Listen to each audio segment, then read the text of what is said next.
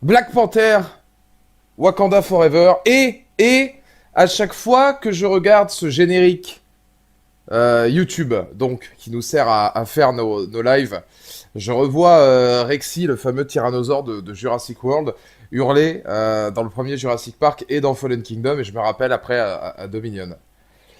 Qu'est-ce que vous voulez que je vous dise? En fait, c'est à chaque fois, maintenant, j'ai des spasmes de me dire, merde, putain, à quel moment ça a merdé.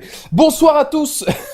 Bonsoir à tous et à toutes, messieurs, dames, j'espère que vous allez bien pour ce live YouTube. Et oui, Anto, live YouTube, évidemment, hein, on n'est plus en live que sur... Enfin, on n'a jamais été en live, évidemment, que sur Twitch. On fait aussi de temps en temps des lives sur YouTube, histoire de garder un petit peu de proximité, de contact et pouvoir justement faire des critiques. Et critiques il y a aujourd'hui où on va parler en format débat du film dont tout le monde, j'allais dire dont tout le monde parle, je suis même pas sûr. Je suis même pas sûr. Et c'est peut-être ce qui est le plus préjudiciable. De Black Panther, Wakanda Forever, la suite. Évidemment, de Black Panther, le film quand même qui globalement était extrêmement attendu de beaucoup d'entre nous. Moi le premier, puisque je suis un fervent défenseur, je vais y revenir, de Black Panther. Le premier film que j'avais trouvé très bon, un film voilà qui avait pris une dimension assez tragique, mais aussi particulièrement importante, avec justement la mort tragique de Chadwick Boseman et l'ampleur qu'il y allait avoir justement autour de ce film-là, sur comment ils allaient réussir à pouvoir gérer après Chadwick Boseman, gérer l'après Chadwick, gérer un petit peu tout ce qui allait se passer, gérer l'arrivée de Namor, forcément, puisqu'il y avait un nouvel antagoniste important, ou en tout cas un nouveau personnage important dans l'univers Marvel qui arrivait par le prisme de Black Panther. Et alors, tu vois, contrairement, j'ai été pas mal sur Twitter récemment, Dex, et j'ai pas trouvé qu'on parlait énormément de Black Panther ou Wakanda Forever, pour être tout à fait honnête avec vous, par rapport à l'ampleur du film, par rapport à l'attente qu'on pouvait en avoir, par rapport à tout ce qui faisait du film l'un des événements quand même de cette fin d'année. J'ai pas trouvé qu'on parlait autant de Black Panther que je l'aurais imaginé au préalable. Et c'est peut-être la raison pour laquelle je serais, à mon avis, du côté de la minorité. Si je devais résumer Black Panther Wakanda Forever avec vous, ce serait... C'était bien, mais sitôt vu, sitôt oublié. Et c'est peut-être pour ça finalement que sur Twitter et ailleurs, j'ai l'impression qu'on en parle peu. Alors c'est peut-être justement parce que moi j'ai pas tendance à beaucoup cliquer sur les actualités concernant Black Panther, étant donné que j'ai trouvé le film correct, avec de très bonnes séquences, avec de bonnes idées, un film qui est riche dans son intelligence et dans sa narration, mais qui globalement... est long, très très long, pour pas dire chiant, parce que il y a quand même quelques séquences qui font que il y a quelque chose à aller chercher derrière du long métrage. Donc j'irai pas jusqu'à dire qu'il est chiant, mais je l'ai trouvé très long et avec un manque de rythme et comment vous dire, des des enjeux filmiques malheureusement qui sont pas assez développé par rapport au prisme cinématographique que nous offre Ryan Coogler, parce que c'est le même réalisateur qui revient, le réalisateur de Black Panther, Creed aussi, il me semble que c'était Ryan Coogler qui était sur le premier Creed, qui revient donc aussi sur Black Panther Wakanda Forever. Alors pour effectivement... et alors je vais répondre juste à 166, juste avant, dont je viens de voir le message. Pour ceux qui se posent la question, alors c'est la première fois que ça me le fait, j'espère que ça le fera pas sur tous les prochains lives, parce que sinon je vais être un chouïa dans la merde. Je n'arrive pas à télécharger le live sur House of the Dragon. J'ai essayé dans la journée pour pouvoir le mettre aujourd'hui et justement mettre le live Black Panther demain. Et donc du coup ça ne veut pas. En fait, c'est quand je clique sur le téléchargement pour récupérer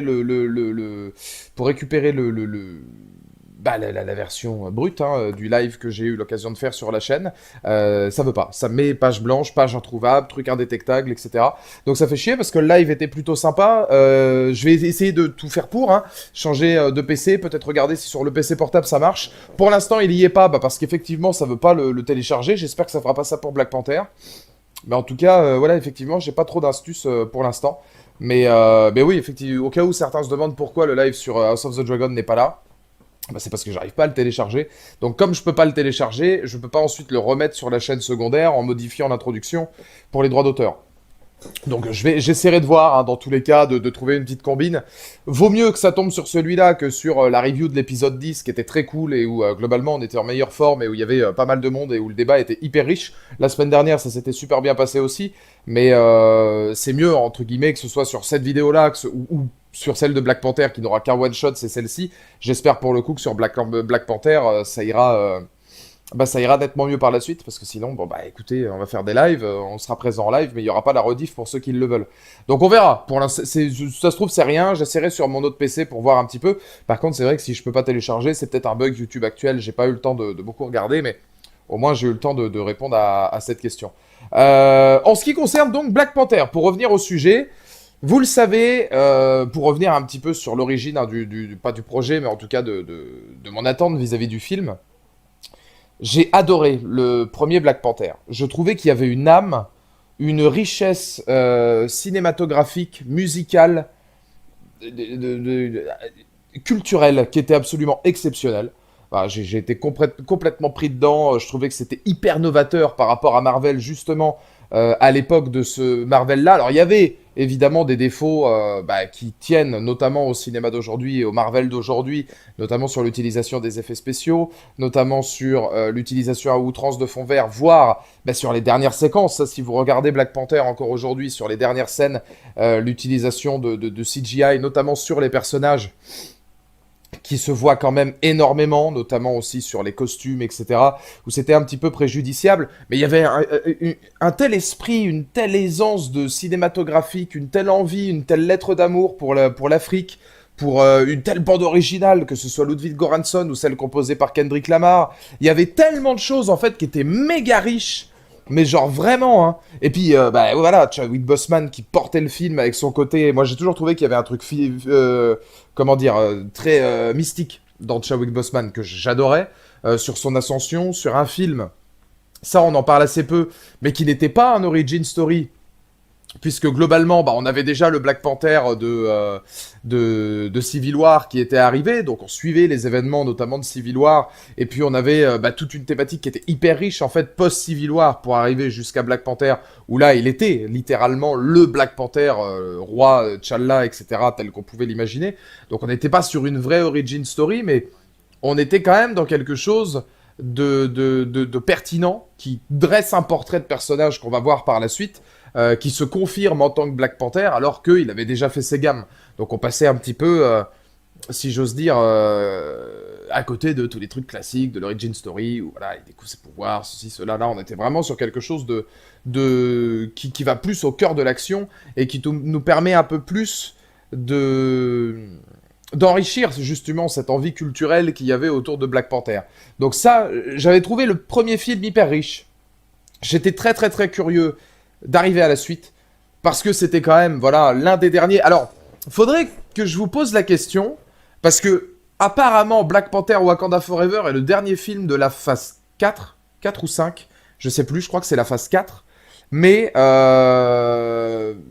il y a aussi l'opportunité quand même d'avoir le Holiday Special des Gardiens de la Galaxie, qui lui pourrait peut-être le couper. Quand on regarde certains sites, c'est le Holiday Special des Gardiens de la Galaxie qui conclut la phase 4. Est-ce que c'est du coup la phase 4 ou c'est les gardiens? Est-ce que c'est Black Panther, pardon, qui conclut la phase 4, ou est-ce que ce sera les gardiens de la galaxie Holiday Special? Parce que alors là, pour le coup, sur Twitter ou ailleurs, j'arrête pas de voir enfin, des trucs encore qui, pour moi, n'ont pas de sens. Et je vous jure, ça me fume. Mais ça, en fait, c'est l'être humain. Hein. Mais Black Panther est sorti, donc du coup, il faut forcément comparer tous les films de la phase 4 en disant lequel est le meilleur. Et j'ai vu des tas de gens dire « Eh, Black Panther est sorti !» L'occasion de rappeler que Thor 4 et Les Éternels étaient les pires films de... Faut chier sur Taika Waititi. Enfin, j'ai même vu des trucs, mais de teubés, là, sur Twitter, il y a pas longtemps. Comme quoi, il fallait taper sur Taika Waititi parce que il avait fait une publicité avec Daniel Craig. En plus, la publicité, c'était méga mensonger, le tweet, parce qu'on avait remis la musique de Spider-Man, alors que c'était Daniel Craig qui était en train de danser en mode Bully Maguire, alors que en fait, déjà la musique, c'est pas du tout celle-là dans le clip original, et puis c'est juste Daniel Craig qui essaie de casser son personnage, et attendez, c'est Taika Waititi qui a réalisé le truc, donc forcément Taika Waititi vient de péter la carrière de Daniel Craig. Voilà, je veux dire, Taika Waititi, il s'en prend plein la gueule pour pas un rond, et alors Black Panther sort, c'est toujours l'occasion de rappeler que Thor 4 c'est de la merde, ou que Les Éternels c'est de la merde, ou ceci ou cela. Je me dis, c'est putain, sans déconner quoi. Faut toujours comparer. Autant comparer Black Panther 1 et 2, d'accord, je veux bien, on est dans le même délire, mais pourquoi tu vas comparer Les Éternels avec Black Panther ou Thor 4, ou pourquoi on est toujours obligé d'aller chier sur Thor, alors que là, on parle juste d'un truc qui a rien à voir, quoi. Donc, ah non, mais alors, papy, je te le dis, non, mais je préfère te le dire. Euh... Mais, que vous avez le droit, évidemment, de ne pas aimer Thor Love and Thunder. C'est que je comprends pas cette manière et cette envie de toujours, à chaque fois qu'une phase se termine, lequel était le meilleur, lequel était le moins bon. Tu sais, c'était la même chose avec les Batman et les Jokers. Il y a un nouveau Joker, à l'occasion de rappeler que Jared Leto c'était de la merde, mais que le meilleur le Joker, bah de toute façon on s'en fout, ça restera Heath Ledger. Mais Joaquin Phoenix, il était bon aussi. Je fais les gars, à chaque fois qu'il se passe un truc, faut toujours comparer. Quel est ce délire enfin, je comprends pas. Je comprends pas. Ça n'a pas d'intérêt d'élire un meilleur. Oui, mais surtout que c'est des films qui n'ont pas du tout la même ambition. Tu peux pas comparer un Éternel avec un Black Panther. C'est ce que je dis, hein, Drop One. Moi, je respecte, bah, c'est le cas de beaucoup de connaissances que j'ai, que ce soit le Mediavore, Serial Vlogger, donc Cinédi, ou d'autres, voilà, qui n'aiment pas du tout Thor 4. Bon, il n'y a pas de souci, moi j'ai adoré Thor 4. Mais ça, il n'y a pas de problème. Mais pourquoi le comparer à... Tu vois, c'est genre... Et puis pourquoi, là tu dis, Taika Waititi, il fait une publicité avec Daniel Craig, et tu sais, il faut forcément aller dire derrière, n'oubliez pas qu'il arrive bientôt sur Star Wars, hein. Gros, il fait une pub pour de la vodka avec Daniel Craig qui danse. Peut-être que Daniel Craig, ça le faisait marrer de péter son personnage de James Bond qui lui tient au cul depuis plus de 10 ans. Et pourquoi c'est la faute à Taika Waititi? Je veux dire, les plans sont beaux, l'esthétique, elle est belle. Enfin, tu sais, t'es là, tu fais bon... ouais, bref, ok. Je vois pas le délire. Je vois absolument pas le délire. Mais je ferai un live, save the date. Hein. Ce sera pas la semaine prochaine, ce sera la semaine d'après, ou alors après le Holiday Special. Je ferai un live spécial rétrospective de la phase 4. On reviendra sur tous les films de Marvel. On fera une grosse rétrospective, et puis on verra si la phase 4 aura été ou non pertinente dans... qu'est-ce qu'elle aura laissé à l'univers de Marvel. Parce que la phase 4 a quand même amené une grande partie du multivers. De l'introduction en tout cas, de l'introduction plus, mais de l'introduction du multivers. Mais qu'est-ce que ça a apporté en plus derrière filmiquement? Est-ce qu'on va retenir les films de la phase 4? Bah très sincèrement, moi la phase 4, justement, à part Les Éternels et Thor 4, je retiens pas grand-chose. Hein. Honnêtement, même du côté des séries télé ou autres, hein, je suis là, ouais, She-Hulk, super, mais... Quoique, attends, la phase 4, elle est longue, hein. Je me demande si WandaVision et Loki, c'était déjà pas dans la phase 4. Je pense que oui, hein.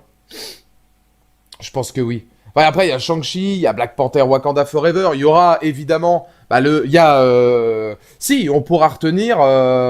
on pourra quand même retenir dans la phase 4, film, série, special compris, une ambition créative avec Werewolf by Night et ce qui sera probablement le Holiday Special des Gardiens de la Galaxie. Soyons tout à fait honnêtes, le Holiday Special des Gardiens de la Galaxie étant l'œuvre parfaite qui bouclera la phase 4 et je peux déjà vous l'annoncer ce 13 novembre alors que le film n'est pas sorti, enfin le court-métrage n'est pas sorti, ce sera la meilleure chose que vous verrez parce qu'il y aura Chris Pratt, Dave Bautista et évidemment toute l'équipe des Gardiens de la Galaxie. Voilà, c'est dit en totale objectivité, bien sûr. Mais on va revenir donc sur Black Panther pour vous dire que bah, c'était important puisque effectivement... Non mais je te le dis, voilà, je préfère te le dire. Mais c'était important aussi de rappeler que Black Panther Wakanda Forever était un film qui allait conclure, entre guillemets, voilà, et special mis à part, la phase 4, que c'était un film qui était extrêmement attendu, que les bandes annonces avaient été assez minimalistes, mais en même temps très prometteuses, qu'on avait gardé pas mal de surprises finalement. On était dans un film qui dévoilait pas tout dès ses bandes annonces, même globalement le rôle... le rôle en tant que tel de Black Panther était vraiment mis, comment dire, loin, hein, dans les bandes annonces, on voyait très peu le personnage. Je crois qu'il y a que dans la deuxième bande annonce à la rigueur qu'on doit voir Shuri en Black Panther, et encore ça dure un dixième de seconde, et on sait pas que c'est Shuri à ce moment-là. Tout le monde s'en doute, mais quand même. Donc il y a forcément, voilà, il y avait une ambition, je pense, vis-à-vis de ce film. Et qu'est-ce que j'en ai pensé? C'est un bon film. avec beaucoup de qualité, je trouve, d'intelligence, d'écriture, d'intelligence narrative, dans le traitement de Tchouri, dans l'hommage à Chadwick Boseman, dans l'envolée créative que peut représenter le peuple de Namor. D'ailleurs, le peuple de Namor, il s'appelle comment, les gars? Namor, il dirige quel peuple? Parce que je suis pas sûr qu'ils le disent une fois dans le film. J'ai lâché à Endgame, moi, Overdose de Marvel. Ah bah je peux comprendre, moi Marvel, je regarde plus tout non plus maintenant. Il y a des projets que je skip parce que ça m'intéresse pas. Les Atlantes. Ah bah c'est les Atlantes. Ah ok, d'accord. Les Talo... Attends. Non, Talocan, c'est pas le nom de la ville. Les Talocan, c'est pas le nom de la ville. Il me semblait que c'était le nom de la ville, ça. C'est les Atlantes de Talocan. Parce que bon, alors moi, honnêtement, j'y suis allé totalement. Oui, le nom de la capitale m'était revenu en tête, mais il me semblait pas que c'était le nom du peuple. Donc c'est les Atlantes. Parce que alors là, honnêtement, justement, et bah ça fait partie de les Poiscailles. On va faire ça en mode plus rapide. Mais le, le, le- l'une des qualités peut-être déjà du long métrage, c'est d'avoir réussi cette introduction vis-à-vis d'un nouveau peuple. C'était pas évident, je pense, d'introduire Namor et d'introduire toute une culture, mais d'un autre côté, Black Panther étant pour moi l'un des Marvel à l'univers le plus créatif, avec vraiment une culture, avec une envie de montrer des choses, avec une envie d'emmener le spectateur dans des traditions, dans des héritages, dans des choses différentes. C'était pour moi le film parfait pour contrebalancer ça avec une autre culture, contrebalancer ça avec une autre vision du monde, avec une autre vision des choses, et puis voilà, toute une ville sous-marine, etc., qui est retranscrit à l'écran, avec une population différente, avec des manières de vivre, de procéder qui sont différentes. J'ai trouvé ça intéressant. Alors, on est loin, effectivement, comme dit Drop One, hein, on est loin de James Wan, et etc., et on est loin d'Aquaman, ou on est loin de ce savoir-faire-là, mais d'un autre côté, Ryan Coogler, il n'a pas le temps. Je pense, enfin, je veux dire, par rapport au projet qu'il y a, même si le film est long, il a tellement de choses à traiter qu'il peut pas forcément, effectivement, aller aussi loin dans la technique Aquaman, où l'entité même du film était justement de voir ces peuplades-là sous-marines. Donc ça reste radicalement, je pense, dans l'ambition différente, mais c'est quelque chose qu'il arrive à faire. Il y a des qualités dans Black Panther Wakanda Forever. Il y a, je trouve, un hommage à Chadwick Boseman qui est quand même vraiment réussi. Ça, c'est le moins qu'on puisse dire, notamment sur l'introduction du film, que j'ai quand même trouvé assez riche, très puissante. Et je me suis dit que ça a dû être, à mon avis, très très compliqué pour les comédiens de jouer la première scène du film. Je, je- j'ai même pas idée, en fait, pour les acteurs, de la somme émotionnelle et la difficulté qui est leur quand tu joues une scène comme ça où tu dois jouer la mort d'un personnage qui est due à la mort du comédien en question. Et toutes les images qui doivent revenir, toutes ces choses-là, etc. Je trouve que c'est quelque chose qui se ressent énormément, surtout vis-à-vis de l'actrice qui joue Tchouri, mais même en règle générale. Je trouve que l'absence de Chadwick Boseman, la mort tragique de Chadwick Boseman et l'hommage réservé non seulement, et c'était peut-être le plus dur, à l'acteur, tout autant qu'au personnage, et jumeler ça d'une façon aussi poignante, c'est le mot, ouais, Roawin, ouais, poignante, mais aussi, comment te dire, euh, pas légère, mais j'arrive pas à trouver le mot qui irait parce que c'est quand même un sujet sensible, mais j'arrive pas à trouver le mot qui irait vraiment bien avec ça. Pas légère, mais vraiment fluide, fluide. Voilà, ils ont une manière de gérer cette disparition qui est fluide dans le sens où on va pas en faire des caisses. Il y a pas, il faut que ça continue. Voilà, show must go on. Il faut que l'histoire continue. Il faut qu'il y ait d'autres choses qui arrivent. Voilà. Mais de temps en temps, on va avoir quelques rappels, quelques réminiscences de cette chose-là, de comme quoi finalement rien ne pourra être pareil sans Chadwick Boseman, comme quoi c'est quelqu'un qui manquera au monde du cinéma tout autant qu'à Marvel et à quel point Black Panther, bah voilà, manquera dans le MCU, évidemment, en tant que personnage. Et je trouve qu'ils réussissent à faire ça de manière extrêmement fluide, sans gaver le spectateur, mais en le remettant de temps en temps à des phases clés qui sont pour moi hyper riches et hyper intéressantes, quoi. Bah, ils pouvaient pas faire difficilement. Je trouve qu'au niveau de cette scène-là, c'était difficile de faire, entre guillemets, pas mieux, mais différent. Dans le sens où, pour moi, la solution d'Aftoni aurait été la même. C'était compliqué, en fait, de pouvoir expliquer l'absence de Chadwick Boseman et de Black Panther. Si t'es pas... Moi, par exemple, admettons, hein, que le film avait été fait avec une introduction où on voit Chadwick Boseman et ils utilisent la voix en archive de Chadwick Boseman et on voit Black Panther mourir. Puisque bah, potentiellement le Black Panther ça aurait pu être quelqu'un d'autre à l'intérieur du costume ou, comment vous dire ou des images de synthèse du costume, etc. Là, ça m'aurait fait chier. Parce que je me suis dit, vous utilisez des voix, etc. Vous faites autre chose, c'est pas vraiment lui. Donc là, on va le voir mourir. On voit mourir son personnage alors que l'acteur est déjà disparu, etc. Bon, là ça m'aurait fait tiquer, tu vois. Alors que... là, tout était dans son absence. Ouais, voilà, oui, le fait que justement, eh ben, il y ait cette absence-là qui soit déjà mise ici, ça offre un côté dramatique qui est intéressant, surtout quand derrière, on va le développer, et ce sera développé, développé, développé, mais dans un côté pas minimaliste, puisque c'est la part intégrante du film, mais vraiment bien dosé et assez fluide par rapport à l'ensemble. Et c'est ça que je trouve bien. Non, c'est juste que j'aurais presque coupé cette scène-là avec directement la cérémonie des funérailles. Ouais, mais après, il faut l'expliquer. Un personnage de cette ampleur-là, tu peux pas commencer le film déjà directement en mode, voilà, 1 an qu'il est mort, tu vois. Ou alors commencer avec les funérailles, avec la sœur qui est triste, etc. Et puis une voix off, ou même un des personnages qui te dit, depuis sa mort, du A, tac, tac, tac. Ah bah, on voit plus du tout les choses de la même manière. Je pense que le personnage est trop important pour que tu l'expliques pas. Ils ont essayé de bricoler ça un peu comme ils pouvaient, là, c'est sûr que c'était pas évident. Et je pense que le tournage, en règle générale, mais à mon avis, vous pourrez retrouver des interviews, des thématiques propres à Ryan Coogler qui expliquent un petit peu comment ça s'est passé, mais je pense que ça a pas dû être simple. Et salut, comment il va mon Maxime? Content de pouvoir avoir le temps de voir ton live. Comment ça va mon Maxime? Comment va le fan de Sting? Sting qui a eu l'occasion de faire un match avec CM Punk à la EW, si tu l'as vu. Juste avant que CM Punk mange des muffins et se fasse virer. Putain.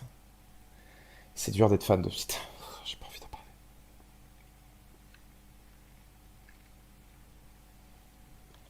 Mais ça fait partie pour moi, c'est les deux grandes qualités du film. C'est l'apport fait. Et comment il va mon Johan qui sort de Black Panther normalement? Comment ça va Johan? L'apport fait justement au peuple de Namor, l'esthétique de leur costume, l'esthétique de cette ville sous-marine. Moi, j'ai adoré par exemple voir Namor assis sur un trône avec des dents de mégalodon par exemple. Enfin, genre moi qui adore les fonds marins, les trucs comme ça et tout, et les univers aquatiques, je me dis putain, là, ça c'est la classe quoi. Franchement, franchement, j'ai trouvé ça hyper classe. Je trouve qu'il y a encore une richesse visuelle, il y a une richesse créative d'aborder effectivement la culture de ce peuple-là et de la mêler à d'autres enjeux qui sont justement les cultures africaines. Cela étant, j'en reviendrai sur d'autres points positifs après, mais là on va partir sur quelque chose qui moi m'a un peu plus dérangé. Black Panther Wakanda Forever est un film qui a une âme. Oh, oui, il a une âme non négligeable de par ce qu'on vient de préciser là, c'est-à-dire l'hommage à Chadwick Boseman et comment dire et d'autres attends, je sais plus ce que je voulais dire parce que je regardais un commentaire qui avait l'air intéressant. Donc Chadwick Boseman ne se résume pas à T'Challa et T'Challa n'est pas Chadwick Boseman. Ils veulent faire une suite, Marvel n'avait qu'à recaster le rôle avec un autre acteur. Ben c'est ce qu'ils ont fait. Ben je suis d'accord. Oui, c'est exactement ce c'est exactement ce qu'ils ont fait. Non, je disais ça peut-être parce que t'as entendu ce que je disais tout à l'heure. Admettons que la scène d'introduction avait été faite différemment et que on aurait eu la voix, tu sais, ils peuvent récupérer maintenant les voix informatiques, etc., de Chadwick Boseman pour, comment te dire, bah, le mettre dans un costume en CGI et puis faire une grande scène de combat où Black Panther meurt, etc. Je suis entièrement d'accord avec toi. Pour moi, ça, c'était pas une bonne idée. Et Chadwick Boseman, effectivement, a fait des tas d'autres rôles dans sa vie. Et ce sera pas que T'Challa. Maintenant, c'est hyper important. Et le film Black Panther aussi, médiatiquement, politiquement, on va y revenir sur le côté politique, c'est un film qui est très important. Black Panther dans la pop culture, le message que ça propose. Je parle du premier là. Il n'y a pas eu de recast. Ils ont directement récupéré ensuite Shuri. Et pour moi, T'Challa, c'était lui. Moi, je suis d'accord que Chadwick Boseman ne se résume pas à T'Challa, mais par contre, T'Challa étudié comme comment dire, T'Challa étudié avec l'acteur Chadwick Boseman, pour moi, il fallait absolument prendre quelqu'un d'autre, et ils l'ont fait avec Shuri. Là, par contre, là où je sais pas si c'est ce que tu voulais dire, là où je serais pas d'accord, c'est s'ils avaient gardé le personnage et si Chadwick Boseman nous avait quitté. Alors là, non, en plus, Chadwick Boseman qui meurt et derrière tu castes un autre acteur pour le même rôle, là non, c'est pas possible. Tu peux pas garder T'Challa. T'es obligé de t'en séparer et puis de gérer le film comme ça, parce que sinon c'est pas possible. Par contre, derrière, effectivement, recast quelqu'un d'autre. Là, je suis d'accord parce qu'il faut absolument voilà, changer de tout à fait de thématique et puis aller vers autre chose. Tu peux pas garder le même personnage si si t'as plus le comédien. Encore moins dans des disparitions aussi tragiques que ça. Ouais, oui, voilà, c'est juste du respect envers ce qu'a fait Chadwick Boseman. Chadwick Boseman a fait énormément de rôles hormis T'Challa et sera connu pour beaucoup d'autres choses. Par contre, par respect pour ce qu'il a fait et ne serait-ce que l'impact qu'a eu Black Panther et la logique de la chose, tu peux pas le recast. On n'est pas comme comment dire, sans manquer de respect évidemment pour les comédiens qui les ont interprétés, mais c'est pas comme le général Ross qui sera repris là par Harrison Ford, où le dernier comédien qui jouait le général Ross est décédé. Ça, c'est du personnage secondaire, de secondaire, de secondaire, donc c'est encore différent, tu vois. C'est triste pour l'acteur qui est décédé auparavant, mais on est sur des personnages secondaires. Là, Black Panther, culturellement, ça a été hyper important. Ça a été hyper important. Et j'y reviendrai après sur les enjeux politiques, puisque j'ai trouvé que c'était un film qui était plutôt intelligent dans ce qu'il essayait de démontrer. Là où, et j'y reviens parce que j'ai vu un commentaire qui en parlait, je trouve que c'est un film effectivement qui a une âme, pour l'hommage de Chadwick Boseman, pour tout ce que ça implique dans cette vision-là, pour l'implication de Namor, pour le deuil de Shuri, etc. Il a une âme extrêmement, je trouve, différente du premier. Je trouve qu'on perd beaucoup. J'étais tellement fasciné par le premier Black Panther, par ce qu'ils avaient réussi à faire, par la richesse en fait du peuple wakandais, etc., et de tout ce qu'il y avait à voir. C'est vrai que ce côté pur africain, ce côté vraiment... on le ressent encore un peu dans la musique. Je trouve que Ludwig Göransson, il s'éclate encore plus dans la BO. Elle est moins impactante. Alors déjà, elle est moins impactante dans le score. Donc Ludwig Göransson, ce qu'il a fait, je trouve que c'est bien, mais il y a moins de thèmes puissants comme pouvait le faire Black Panther, où là on était scotché parce que c'était la première fois. Et surtout dans la soundtrack, après, hein, dans la soundtrack qu'ils ont fait, c'est beaucoup plus mélancolique, c'est beaucoup plus doux, l'album qui est sorti avec les musiques de Rihanna, etc. Parce que justement, c'est un film qui peut-être est plus mélancolique et plus calme, parce qu'il fallait gérer l'après Chadwick Boseman et l'après T'Challa. Par contre, il est bien moins impactant que l'album qui avait été fait par Kendrick Lamar. Et je trouve que... comment dire je trouve que c'est un film qui a des âmes, enfin qui a une âme, parce qu'il y en a pas plus, enfin si, il y a des âmes techniquement différentes, puisqu'il y a plein de configurations, il y a plein de sujets qui finalement s'embriquent autour de Black Panther. L'âme de Namor n'est pas la même que quand tu compares à l'âme de Shuri via Chadwick Boseman et vice versa. Mais l'âme du film, on va dire, en règle générale, je l'ai trouvé extrêmement différente du premier. Et c'est vrai que ça m'a un peu perturbé, dans le sens où c'est un film où je suis resté très perplexe par rapport à son rythme, ses longueurs.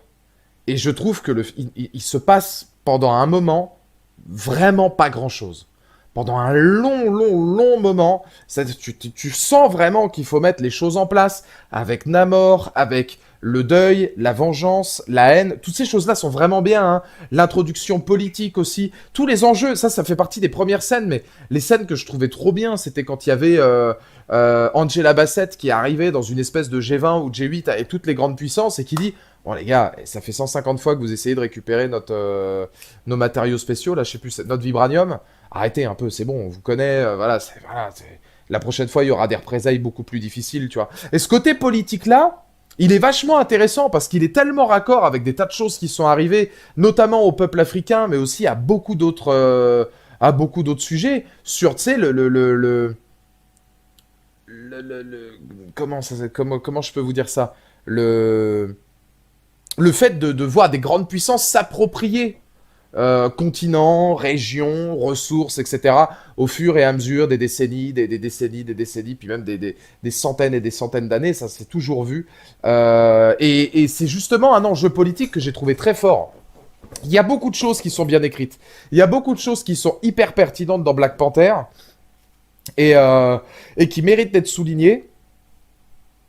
Et pourtant, je trouve que voilà, c'est un film qui est très paradoxal parce que quand bien même j'ai beaucoup de choses positives à en dire et je vois effectivement voilà, tous ces enjeux-là, culturels, sociaux, politiques, le chemin de croix, parce que pour moi c'est un rite de passage de la part de Tchouri. C'est savoir comment faire le deuil, c'est savoir accepter le deuil, c'est savoir accepter de renoncer à la vengeance, c'est savoir comment te dire, échapper à son côté obscur pour justement en arriver à finalement devenir la personne qu'elle est censée être et puis choisir le côté finalement T'Challa, hein, choisir le côté du bien, voir qu'effectivement sans être faible, tu peux aussi être bon. Enfin, il y a des tas de thématiques comme ça, puis même au niveau de réussir à passer je trouve que l'actrice est exceptionnelle dans ce registre-là, mais passer le cap du deuil et puis passer tout ce désespoir pour arriver à autre chose,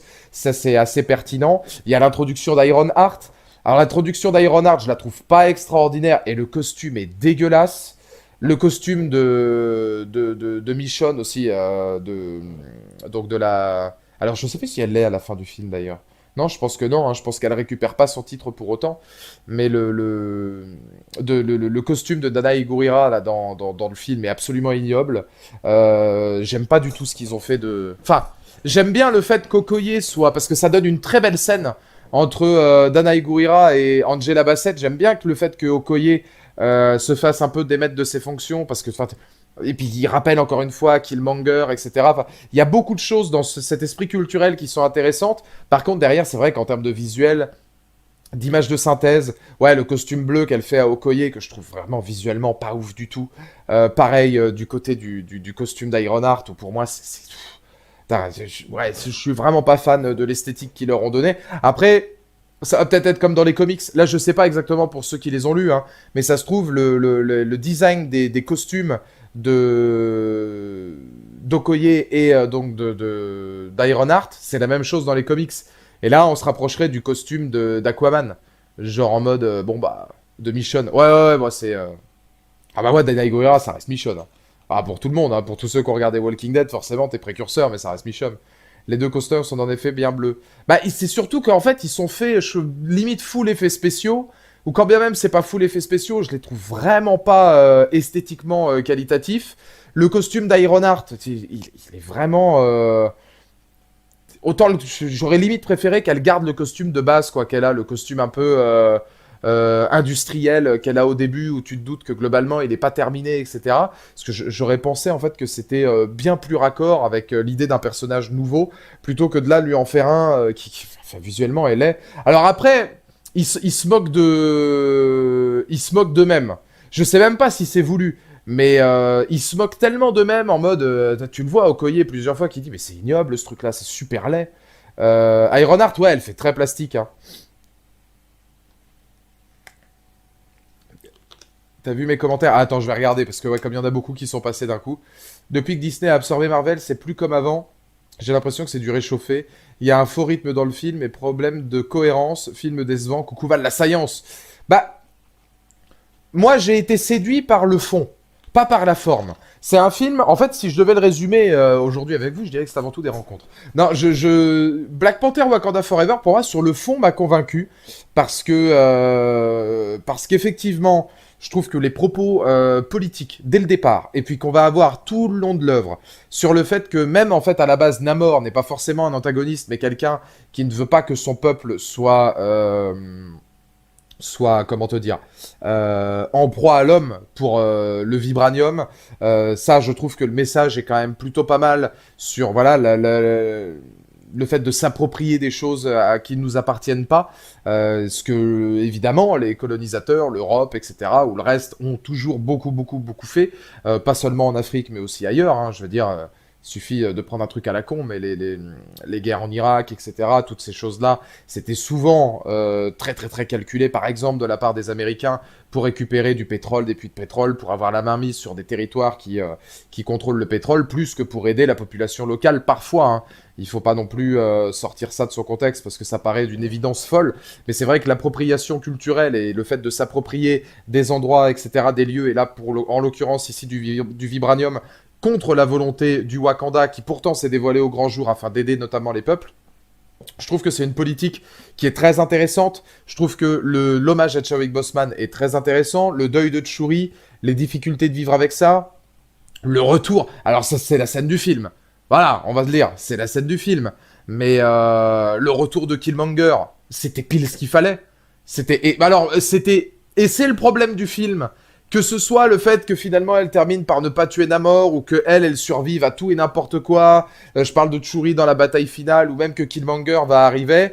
Oui, bah alors honnêtement, moi je sais pas si vous l'avez vécu de la même chose, mais au moment où Killmonger débarque dans le film, moi je l'avais vu à des kilomètres. Enfin, ça me semblait évident.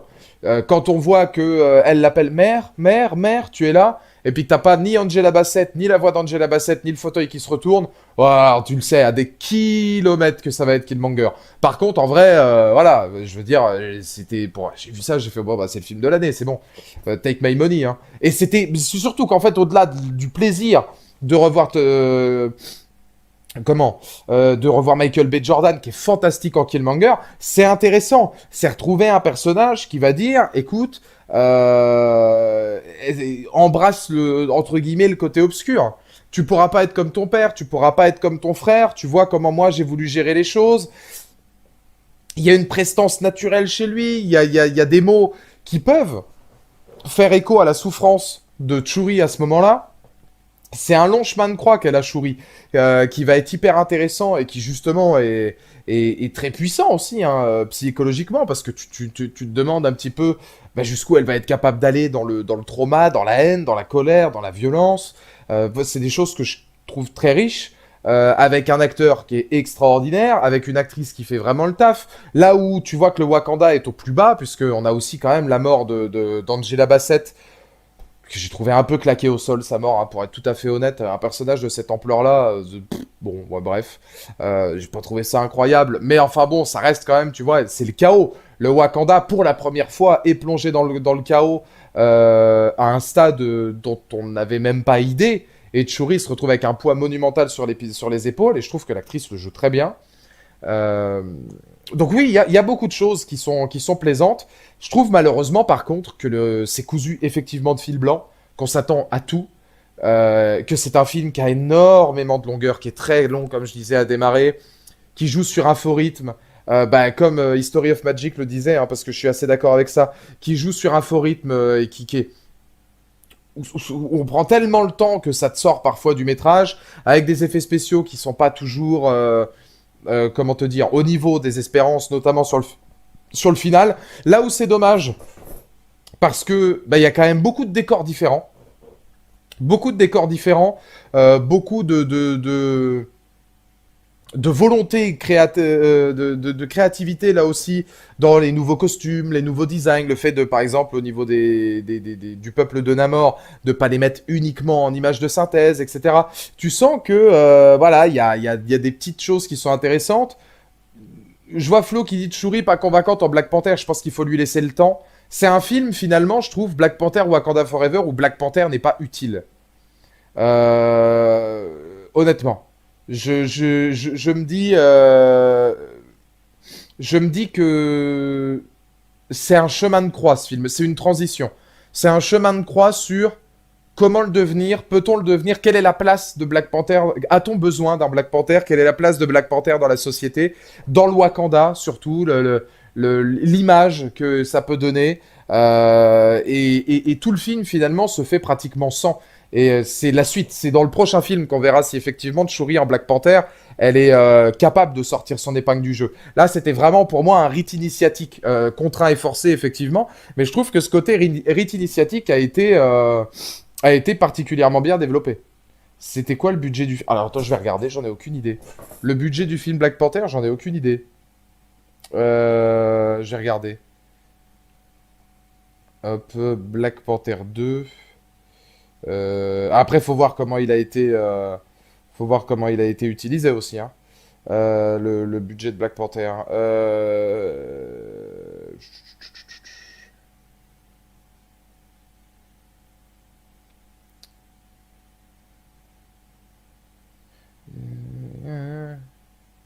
250 millions, hein, Thor Love and Thunder.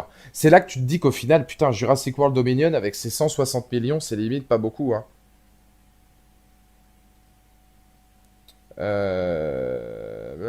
Black Panther Wakanda Forever, 250 millions. Ils ont eu 250 millions de dollars de budget, ouais. Et c'est le record. Ah, ça doit se jouer à quelques milliers de dollars près, mais c'est le record. 250 millions. Bah, 250 millions, bah, pour payer l'ensemble des comédiens, plus toutes les localisations, où il y a quand même pas mal d'endroits qui ont l'air d'avoir été faits vraiment hors fond vert, quoi. C'est-à-dire des environnements réalistes, etc., où ça a dû demander pas mal d'efforts, plus la durée du film, plus peut-être aussi bah, les difficultés aussi de faire sans Chadwick Boseman et puis de remonter un petit peu des histoires, des narrations, des choses et d'autres. Ouais, ça me semble pas tout à fait déconnant. Après, c'est des sommes faramineuses, mais Disney aujourd'hui met des sommes faramineuses dans leurs films. Donc, il y a le Covid aussi qui a dû jouer, ouais, effectivement. Je sais pas si ça a joué sur Black Panther, mais par exemple, le budget a été rallongé sur, sur Jurassic World de 5 ou 10 millions, je sais plus exactement, rien que parce que bah, il y avait le budget Covid, hein, il fallait bien faire avec. 5 Berntal sur 10. Ah ouais, j'aurais mis 6. J'aurais mis 6 parce que je le trouve beaucoup moins riche que le premier Black Panther. Le premier Black Panther, il y avait une telle aura, il y avait une telle nouveauté, il y avait une telle richesse, il y avait du rythme, il y avait une BO tellement plus impactante. Il y avait un méchant d'une profondeur absolue. Là, aujourd'hui, je vous pose la question, hein, j'ai bien aimé le personnage de Namor. Ah bah le premier, je lui mettais 8. Moi, pour moi, le premier Black Panther, il est dans le top 5 Marvel, hein, je veux dire, il est énorme. Mais là, en fait, je suis malheureusement Black Panther Wakanda Forever, resté très perplexe, globalement, et je suis sorti souvent du film par rapport à ses longueurs et à ce côté, c'est bien ce que tu me montres, mais il se passe rien. Il se passe vraiment pas grand chose. Et j'aimerais bien que ça démarre. Pareil pour le méchant, Namor, je trouve que il y a de l'ambition, il y a quelque chose d'intéressant, etc. Mais quand je vois aujourd'hui qu'il y a des gens qui disent, les gars, Namor, il est avec Killmonger et Thanos dans le top 3 des plus grands méchants de l'univers Marvel. Namor. Ah, déjà, moi, je trouve que l'acteur n'est pas charismatique du tout.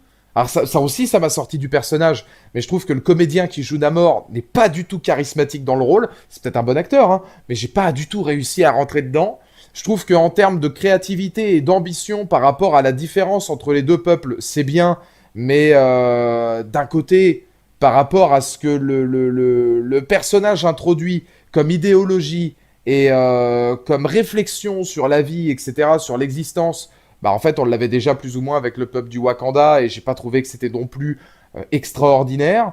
Ouais, je me dis quand on a Killmonger qui a été à ce niveau-là dans le premier avec le charisme de Michael B. Jordan, mettre Namor au même niveau, c'est un peu insulter Killmonger, hein. Vraiment, hein. Qu'on se le dise, j'ai préféré le premier, mais j'ai beaucoup apprécié le deuxième. Je suis plus positif. Pour moi, le premier, c'est 9 et celui-là, c'est 6,5 ou 7. Ouais, on n'est pas trop... comment dire? On n'est pas très loin de la note que je fixais aussi, Johan. Moi, j'aurais mis 8 ou 8,5. Parce que mettre 9 sur 10, ça dépend. Je mets 9 sur 10 si on considère que c'est qu'un film Marvel. Si tu considères l'ensemble du cinéma, je lui mets 8, tu vois. Parce que bon, voilà, ça reste quand même... tu peux trouver tellement mieux partout ailleurs. Mais le premier Black Panther est quand même très très riche. Pour moi, ça reste un excellent Marvel et un bon film. Donc si on prend que Marvel, ah oui, dans ce cas-là, il prend 9.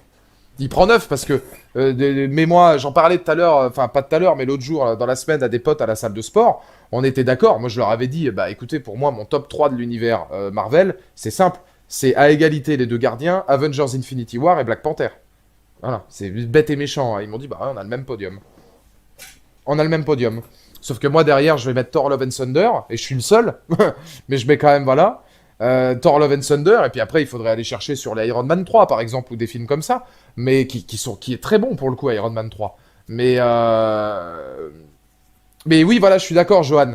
Moi, c'est le personnage, il a des thématiques qui peuvent être intéressantes, je pense, sur du long terme. Là, on n'en a pas étudié assez, notamment sur la séquence où il va y avoir toute une série de flashbacks où on va apprendre. Moi, j'ai bien aimé aussi qu'ils mettent une mythologie un petit peu aztèque. Enfin, je sais plus si c'est aztèque, inca, mexicaine. Enfin, tu vois, un petit peu sud-américaine. Le choc des cultures entre l'Amérique du Sud et l'Afrique qui se rencontrent au détour de deux cultures imaginaires que sont le Wakanda et le peuple de Namor. Moi, je trouve ça génial. Je veux dire, pour l'enrichissement culturel et pour le voyage et pour la féerie, le Maya, voilà, c'est ça. C'était quoi? J'avais dit quoi? Aztèque ou Inca? Bon, bah, c'était le troisième, c'était l'autre. Mais, euh, mais voilà, ça, je trouve que c'est hyper riche et c'est vachement intéressant. C'est un bel hommage aussi à ces cultures-là, à ces mythologies-là. C'est un bel hommage à Chadwick. C'est vraiment un film qui a une mélancolie. Alors, c'est vrai que moi, ça m'a pas touché, ça m'a moins marqué. C'était, ouais, les Mayas, ouais. Mais même Maya ou même dans le registre Maya, du coup, c'est aussi très bien vu. Mais c'est un film moi qui m'a moins touché parce que je l'ai trouvé moins rythmé, moins fort, avec un méchant moins impactant, avec une musique moins présente, avec des scènes moins mémorables. Euh, Par contre, plus mélancolique. Peut-être que Black Panther Wakanda Forever, effectivement, est plus poétique, plus mélancolique, plus introspectif. C'est peut-être ce qui explique ses longueurs. J'ai trouvé que le personnage de Martin Freeman ne servait à rien. Alors, je l'ai vu il y a 4 jours, j'ai peut-être oublié. Et c'est le problème, c'est que j'ai peur que Black Panther Wakanda Forever, malgré ses qualités, je m'attendais tellement à plus que je l'aurais sitôt vu, sitôt oublié. Alors que c'est triste, parce que ça termine plus ou moins du côté des longs métrages la phase 4. Bah, ça aurait pu être hyper fort, bien plus que ce qu'on a vu là. Mais ouais, j'aurais quand même peur de me dire sitôt vu, sitôt oublié, puisqu'il va pas en rester grand-chose, quoi. Et alors ouais, j'ai vraiment trouvé, comment dire, j'ai vraiment trouvé que Martin Freeman ne servait à rien. Alors pareil pour, c'est Julia Louis-Dreyfus, je crois, qui est une actrice que j'adore, vraiment, qui est là. Bon bah écoute, elle était mariée avec le personnage de Martin Freeman, bah c'est super. Mais à part ça, bah, pas grand-chose. Alors je veux bien que ça a une dimension par rapport à justement la place du restant de l'humanité face au Wakanda, une interprétation, si tu veux, des agissements du monde, voilà, une représentation, une personnification des agissements négatifs et positifs du monde, à savoir le négatif, donc c'est Julia Louis-Dreyfus, et puis le positif, c'est Martin Freeman. Mais je trouve que l'arc, si tu le retires, le film est exactement le même, quoi. Pour moi, ça ne sert à rien. Elle sera dans Thunderbolts. Valentina Allegra de Fontaine. D'accord, ok, super. Bah ça, oui, ça doit être un personnage qui vient d'être intronisé, qui aura plus ou moins une suite, voilà. Mais alors là, par exemple, pour moi, qui suis pas non plus, enfin, qui connaît un peu quand même l'univers des comics, mais pas aussi loin et aussi de manière aussi riche. Là, je le vois en tant que spectateur, je me dis bon, ben ouais, ouais. Ok, bah super, mais dans le film, ça n'apporte rien. Dans le film Black Panther Wakanda Forever, malheureusement, ça n'apporte rien.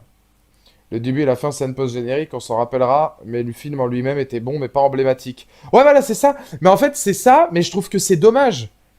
C'est un bon film, Wakanda Forever. Je trouve que on ressent beaucoup moins la patte Ryan Coogler, le talent de ses plans séquences. Je crois qu'il en essaye un ou deux, mais avec beaucoup moins de génie, puis beaucoup moins. Enfin, c'est même pas de sa faute, c'est que ça se prête beaucoup moins à ça. Euh, la photographie est beaucoup moins soignée. Euh, ouais, je trouve qu'on ressent moins la patte Coogler. Je trouve qu'on ressent moins sa qualité de réalisateur, parce que c'est quand même un bon réalisateur. Je trouve voilà, c'est pas emblématique. On pouvait attendre plus. Je trouve qu'on pouvait vraiment attendre plus. Martin Freeman, c'est Bilbo et c'est tout. Ah, il était bon en Bilbo. Ouais, il a fait beaucoup d'autres trucs quand même, mais il était bon en Bilbo, ouais. Il était bon. Et il a réussi à bien se renouveler derrière et à faire des choses différentes. Donc ça c'est cool pour sa carrière. Namor est quand même un bon méchant très charismatique avec une vraie origin story. Alors, du côté de l'origin story et du côté de la réflexion qu'il y a sur son personnage, oui. Bah, notamment sur voilà, son flashback où on va en apprendre un petit peu plus sur son identité, sur le fait qu'on mêle différentes cultures atypiques les unes aux autres. Ah, par contre, j'ai pas du tout trouvé l'acteur charismatique. Moi, il m'a sorti du tout. Enfin, je me suis dit, j'en avais des acteurs qui auraient pu jouer Namor où je me dis, putain, tu te rends compte, si on avait ce gars-là à la place, ça aurait peut-être été lourd. Ça souffre de la comparaison avec Killmonger. Parce que là, tu peux te permettre de comparer. Mais t'imagines quand même vivre dans un monde où, en plus, Killmonger, il se paye quand même un caméo dans Wakanda Forever. Je sais pas vous, mais honnêtement, tu regardes Black Panther, Wakanda Forever, tu vois Namor, et on a une seule scène avec Killmonger. Pour moi, Killmonger, en une scène, il a fracassé tout Namor. Parce que là, en fait, tu sais, toi, t'es dans ton siège de ciné, tu vois Killmonger, et tu fais « Ah, voilà, papa, il est revenu ». Tu sais, c'est genre comme si Namor... Namor, bon, c'est sympa, voilà, c'est super... Mais tu vois, quand le papa revient, tu vois, c'est quand le daron, il pousse à la porte et il fait non, non, non, mais c'est bon, les gars, je m'occupe du reste. Bah, Killmonger, c'est ça. Rien à voir, rien à voir. Puis, comme dit Roawin, il a une capacité à prendre la caméra, lui, qui est absolue. Alors, c'est deux dramaturgies, évidemment, incomparables et complètement différentes. Mais moi, j'ai pas trouvé Namor d'une qualité extraordinaire. J'attends d'en voir plus par rapport au peuple, etc. Et par rapport à tout ce qu'il va pouvoir donner par la suite, parce que je pense qu'on le verra bien plus et sur des thématiques plus intéressantes. Mais par contre, je le trouve, ouais, très peu charismatique en tant qu'acteur, et le personnage m'a pas particulièrement marqué dans ses actions, quoi. La mort de l'acteur principal joue beaucoup sur la qualité. Non, parce que ça, malheureusement, ils y sont pour rien. Et ça restera quand même un film qui a eu le courage d'être fait, et... et qui avait une tâche très très très difficile. Hein. L'après Chadwick Boseman était forcément hyper délicat à gérer.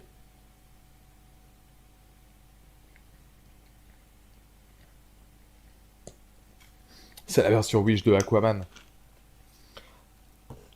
Aucun Avengers aux funérailles. Oui, ça c'est pareil, c'est des choses qui m'ont un petit peu choqué. Je me dis, les gars, vous avez décalé le film plusieurs fois, il y a peut-être eu des reshoots qui ont été faits. Ça pareil, dans le lore, je trouve pas ça normal. Alors après, peut-être que c'est le Wakanda qui a voulu. On peut imaginer que c'est le Wakanda qui a voulu. Euh, Pareil, moi, le fait de voir le cercueil s'envoler dans les airs pour rejoindre un vaisseau spatial wakandais, certes, mais un vaisseau quand même. Je veux bien qu'on mêle la tradition africaine à la technologie des Wakandais, etc. Et que du coup, ça donne un petit côté un peu mystique et technologique de science-fiction que le Wakanda se doit d'avoir. Moi, je l'aurais pas fait. Je serais plus resté vraiment dans les traditions ancestrales comme ils ont fait avec la mort d'Angela Bassett. Bon, après, ça, c'est juste un plan. Hein, c'est pas trop gênant. Par contre, effectivement, l'absence des Avengers, bon, ouais, c'est vrai qu'effectivement, ça paraissait pas déconnant qu'il y en ait au moins qui s'y invitent. Parce que Black Panther avait été hyper important dans le lore.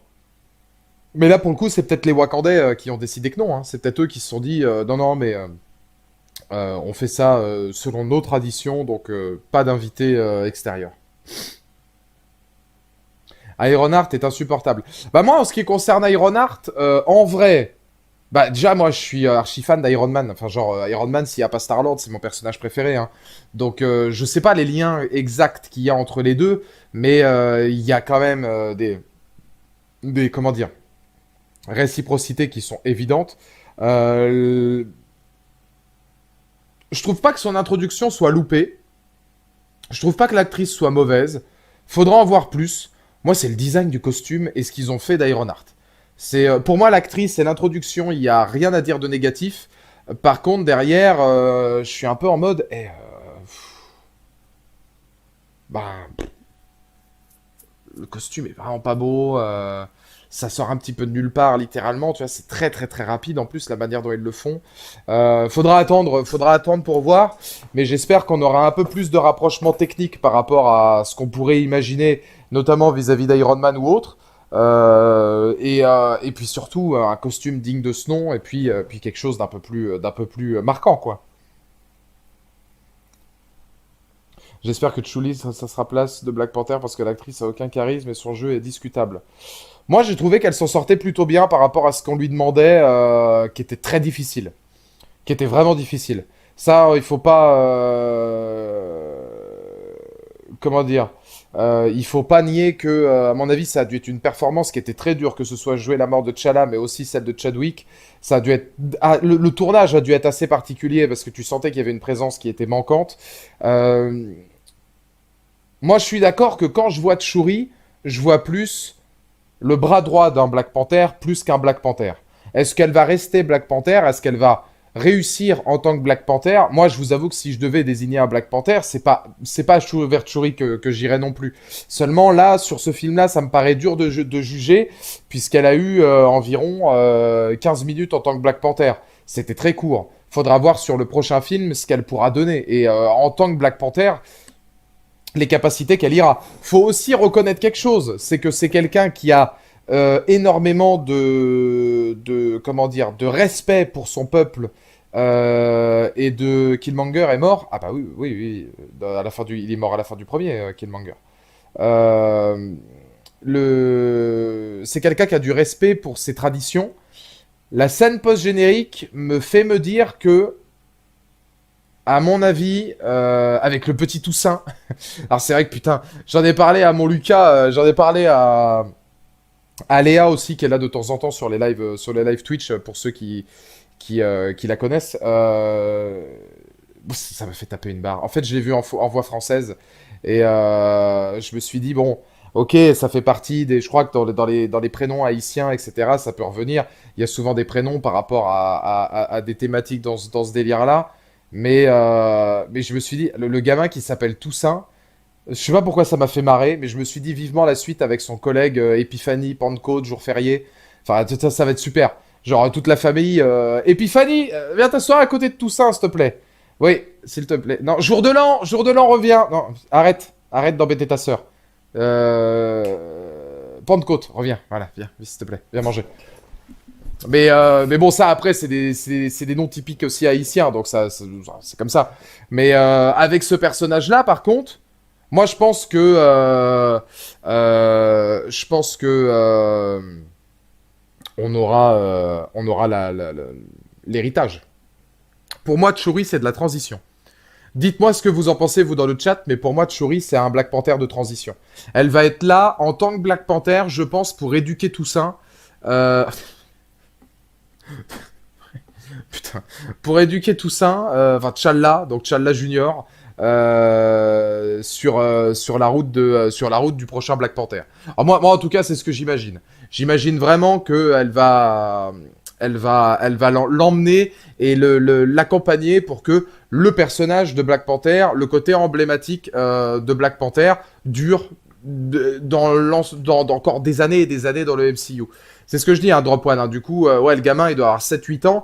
Mais je pense que dans les prochains, elle va l'accompagner. Il y aura peut-être une ellipse à la fin de Black Panther 3, par exemple. S'il y a un troisième. J'ai pas vu à la fin. Je me souviens plus si à la fin du film, il y a marqué Black Panther reviendra. Je me rappelle plus. Mais enfin, bon, on suppose qu'il y en aura un autre. Je pense que Tchouri, ce sera une transition. Après, ils peuvent gérer ensuite de façon différente en gardant ce gamin-là sous le coude. Et puis... d'ici 5 ou 6 ans, tu vois, lui donner 5 ou 6 ans de plus, et ça fera un Black Panther de 18-19 ans qui devra faire ses armes. Un Black Panther très jeune, mais qui sera l'héritage de T'Challa, ou alors carrément, pourquoi pas, faire une transition avec une ellipse, etc., quoi. Elle est le mieux placée pour transmettre l'héritage. Ouais, voilà, c'est ça. Pour moi, je sais pas, enfin, dites-moi ce que vous en pensez, vous, dans le chat. Est-ce que pour vous, Tchouri, c'est une transition, ou est-ce qu'elle est partie pour rester? Moi, les deux sont largement plausibles. Hein. Je veux dire, on peut très bien avoir Tchouri qui s'assume et qui a un film et qui est capable de porter un film sur ses épaules comme elle l'a montré avec le 2. Même si je trouve qu'autant, honnêtement, hein, le premier Black Panther, c'était énormément de Chadwick Boseman qui le portait sur ses épaules. Je trouve que l'avantage de Black Panther 2, c'est qu'il est porté par beaucoup d'acteurs. Pour moi, à aucun moment, Tchouri et comment dire... je pense que Tchouri n'est pas le personnage principal. Il y a Shuri, mais il y a aussi Angela Bassett, il y a Namor, il y a l'ex-femme, bah, la veuve de T'Challa qui est là aussi. Il y a beaucoup de personnages qui sont là. Il y a Okoye aussi qui a un rôle important. Mention spéciale, ah putain, ça je savais pas, mais mention spéciale à Daniel Kaluuya, hein. Lui, il est brillant dans Black Panther 2, hein, putain. Tu sais que au bout d'une heure et quart de film, je me dis, mais Daniel Kaluuya, là, le mec qui jouait dans Get Out, il est où? Parce qu'en fait, à la fin de Black Panther, bah, il est encore marié à Okoye. Et genre, ils se battent un petit peu l'un contre l'autre parce que bah, lui, il est plus pro Killmonger. Mais il est devenu quoi, lui? Et en fait, c'est au bout d'une heure et demie de film, c'est quand Okoye, elle se fait virer, t'as Angela Bassett qui dit elle va aller rejoindre son mari en tôle, hein, de toute façon. Hein. Et donc, il est en prison.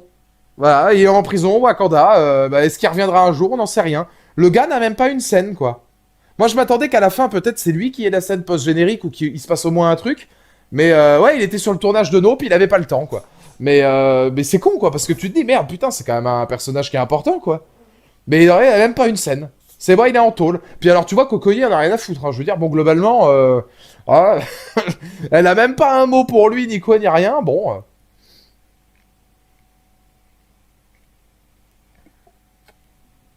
Le scénario de ce film est plus que bancal.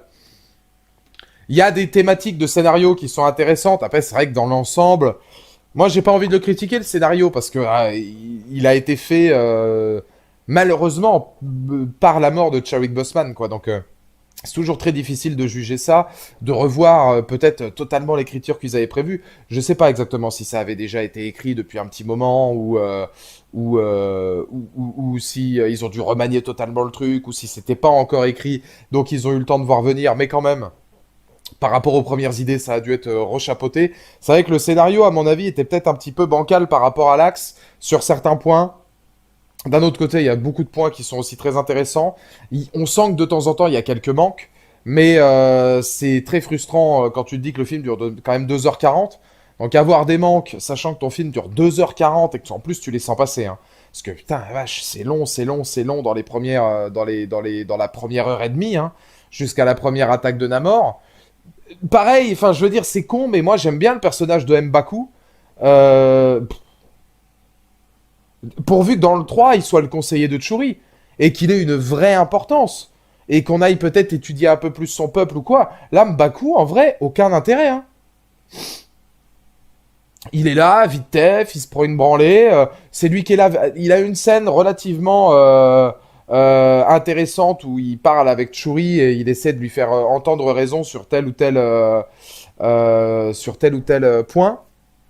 Mais moi, j'aimerais bien qu'il devienne un peu plus, justement, important dans ces thématiques-là. Là où il l'est pas, enfin où il est très peu dans Wakanda Forever, alors qu'il a quand même une place énorme sur l'affiche, on le voyait dans les bandes annonces, etc. Bon, j'aurais imaginé plus. J'aurais imaginé plus. J'aurais imaginé, tu vois, surtout de la part d'un mec qui lui n'est pas mort dans Infinity War. Son personnage survit hein, dans Infinity War. Winston Duke, ouais, c'est un très très très bon acteur. Il est à la fin, il veut le trône, mais on suppose qu'il va perdre. Enfin, je veux dire, on le voit pas. Donc, je suppose qu'il va se faire vaincre par Tchouri. À mon avis, moi, de la manière dont il est là, c'est pour aider Tchouri.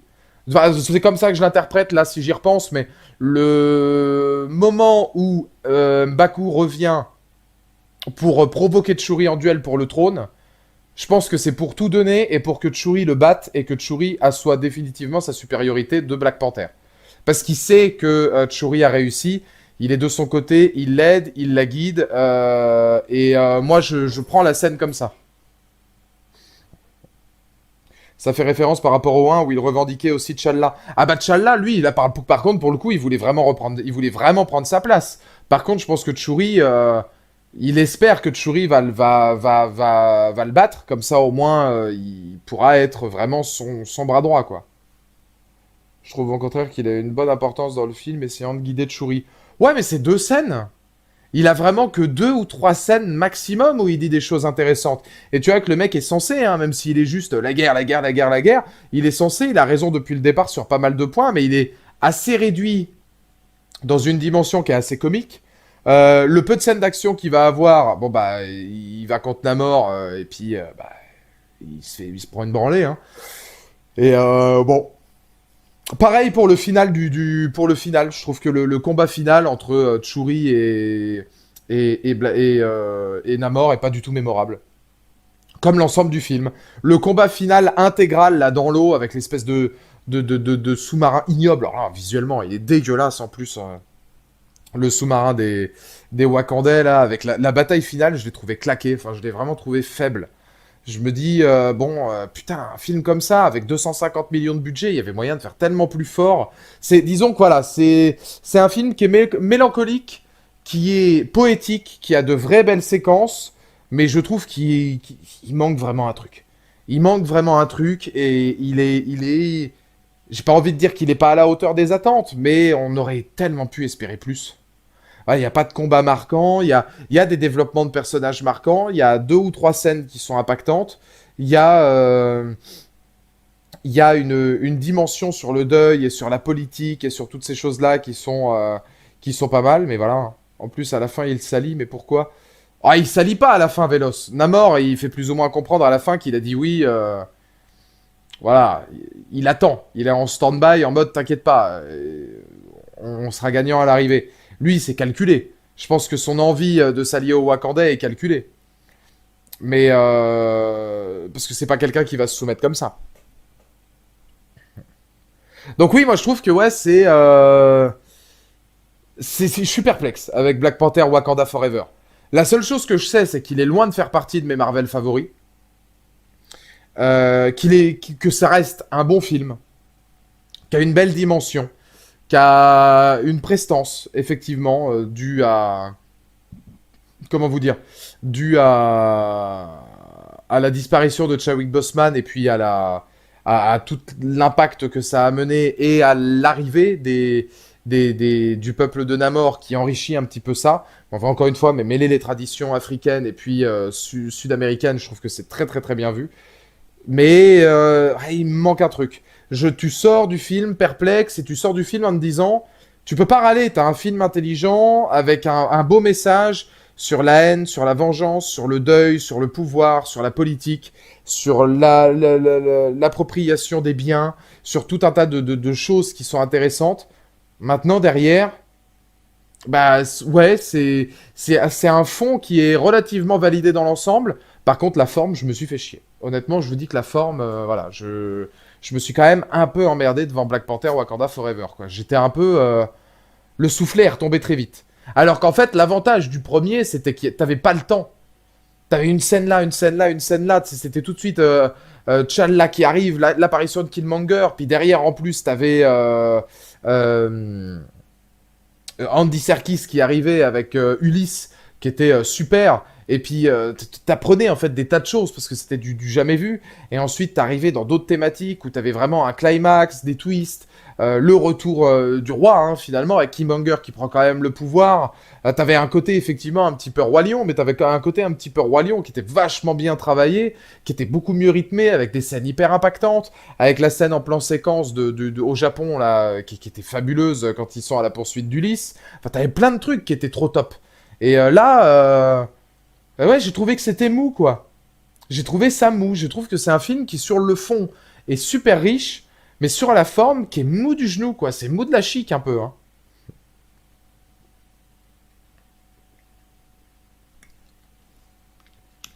Bah ouais, Sky, c'est ce que je disais. Moi, je suis d'accord, hein. Le fait que Tchouri décide de l'épargner, moi, je pense que dans ma version idéale, parce qu'en ce moment, j'écris beaucoup de versions idéales de films, dans ma version idéale, j'aurais fait en sorte que Tchouri garde sa rédemption dans l'épisode 3.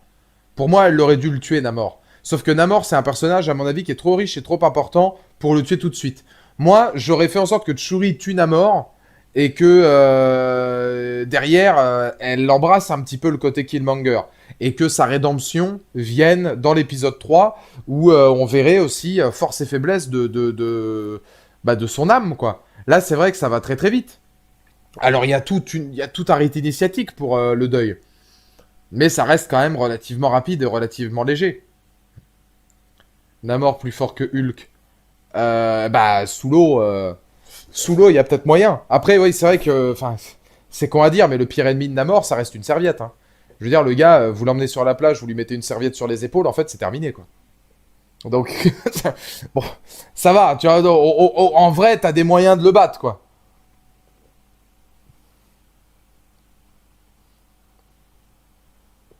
Pas forcément Roi Win si tu vois ça comme une trilogie.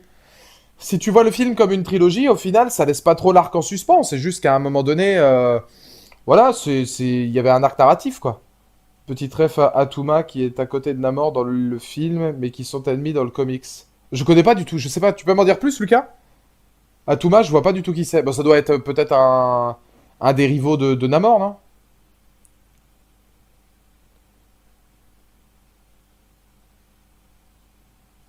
Mais ouais, non, non, non, c'est un film qui est, ouais, que j'ai trouvé assez particulier.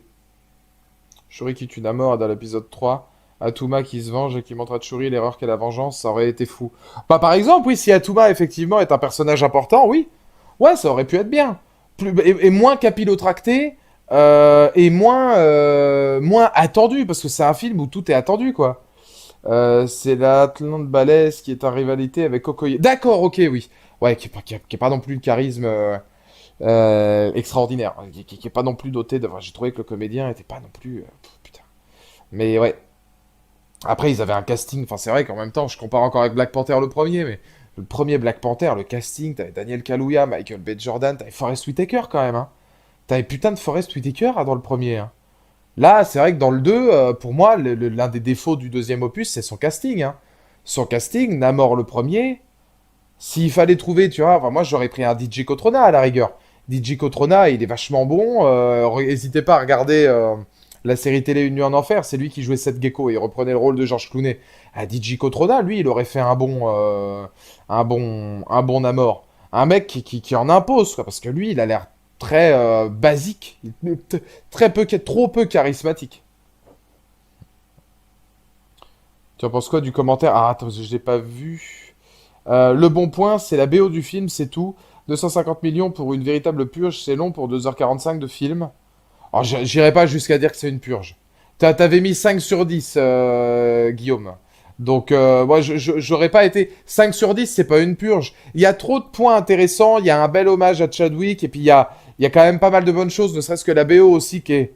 Je vais dire, elle est pas moins bonne, elle est différente. Elle est pas moins bonne que le premier, mais elle est différente parce que là, elle se veut plus douce. C'est en rapport avec le film. C'est un film introspectif au final. C'est un film qui est intelligent et qui, je trouve qu'il y a une vraie réflexion politique, culturelle, sociale dans beaucoup de points, hein. Donc moi, j'irai pas jusqu'à dire. Moi, je trouve qu'il filmiquement, il est pas assez costaud. En termes de photos, il perd beaucoup, il perd en âme. Il est long, il est mal rythmé. Le méchant est pas à la hauteur des attentes. Mais sinon, il y a quand même de vraies bonnes choses sur le fond, encore une fois. Donc moi, j'irai pas jusqu'à dire que c'est une purge. Après, sur le fait qu'il y ait trop de longueur, je suis d'accord. Le manque du personnage de Black Panther, pour moi, ça fait partie du rite initiatique, donc ça m'a pas forcément dérangé. Là, pour le coup, je trouve limite qu'on est plus dans une origin story que le premier l'était finalement. Mais bah, le fait qu'il n'y ait pas d'Avengers, des petits détails, mais le fait qu'il n'y ait pas d'Avengers aux funérailles, bah, effectivement, moi je trouve que c'est pas trop crédible. Il y a pas mal de petits points comme ça où tu te dis, bon, ça me paraît un petit peu étonnant la gestion de la manière dont dont vous avez géré les choses, mais perso, j'ai beaucoup aimé le jeu des actrices Churi et Ravonna. Oui, oui, oui. Non, mais après, moi, pour moi, les actrices sont plutôt pertinentes, hein. Il y a pas de fausses notes. Enfin, à part Namor et peut-être donc Atuma, si effectivement il est voué à de grandes choses. Je trouve qu'il n'y a pas beaucoup il y a pas beaucoup de fautes de casting. C'est même Julia Louis-Dreyfus, c'est une actrice que je trouve extraordinaire. Savoir qu'elle va arriver dans le MCU pour une durée indéterminée, c'est vachement bien parce que t'arrives quand même sur des comédiens de qualité, quoi. Maintenant, voilà, on parle de Namor. Moi, ce qui me fume, c'est de me dire qu'aujourd'hui, il y a des gens qui se disent, Namor, meilleur ennemi du MCU. Meilleur antagoniste de la phase 4, meilleur antagoniste de Marvel avec Killmonger et Thanos. Il y a des gens, ils ont tellement de la haine contre Thor 4 qu'ils ont oublié qu'il y a 3 mois, on avait Christian Bale. Je suis désolé, hein, mais pour moi, entre Gore et Namor, 1000 fois j'aurais préféré que Gore ait droit à plusieurs films. Je fais pas de comparaison. Mais les gens aiment tellement comparer que je me dis, attendez les gars, Namor, ça soupire un peu, hein. Je veux dire, l'acteur, il est tellement peu charismatique. Par contre, derrière, t'as Christian Bale en Gore, et Gore, il a le droit à rien. Non, moi, franchement, ouais, pareil, Renaud. Moi, Namor, j'ai trouvé son propos intéressant. J'ai trouvé la ville aquatique intéressante. J'ai trouvé les enjeux culturels et puis le design, l'esthétique, les costumes, etc. intéressants. Mais l'antagoniste en lui-même et le charisme de l'acteur, pas du tout. Alors que Gore, lui, putain, tu voyais Christian Bale, tu fais, ok, bon bah ouais, bah lui, mettez-moi deux ou trois des films avec lui, hein.